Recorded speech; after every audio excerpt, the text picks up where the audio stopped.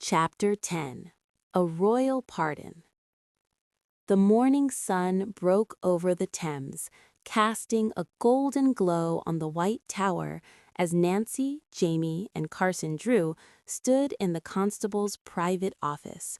Sergeant Miller was there too, looking immensely relieved that the ghost had been caught, even if it was just a boy. Nancy had spent the early morning hours explaining the situation. Not only had Jamie been haunting the tower, but his presence had inadvertently protected the site from a professional thief looking for archaeological artifacts to sell on the black market. "So," the constable said, looking over his spectacles at the trembling boy, "you used theater tricks to guard the White Tower, did you?" "He didn't just guard it, sir," Nancy added firmly. "He identified a security flaw in the floorboards and drove off a looter.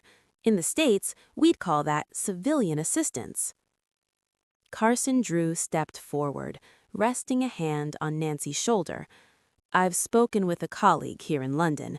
We've managed to look into Jamie's father's case. It seems there was a significant miscarriage of justice regarding a debt. With a little legal intervention, we can have him released within the week." The constable sighed, but a small smile tugged at his lips. "Well, we can't have a hero living in a workhouse. Sergeant Miller, it seems we've been looking for a new apprentice for the groundskeeping crew, someone who knows the nooks and crannies of this place."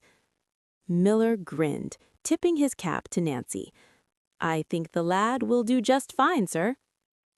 As Nancy and her father walked toward the tower gate to begin their final week in London, Jamie ran up to them, his face clean and wearing a brand new wool sweater. "Miss Drew," he called out. He handed her a small tarnished brass button he'd found in the rafters. A souvenir, from one ghost hunter to another.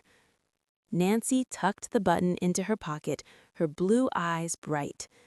"Thank you, Jamie. And remember, the best mysteries are the ones where you find something you didn't even know you were looking for." As they crossed the drawbridge, Carson Drew looked at his daughter and shook his head. "1 week in London, Nancy. I thought we were just going to see the sights." "We did, Dad," Nancy laughed, linking her arm in his. "We saw the best sight of all, a mystery solved." The end.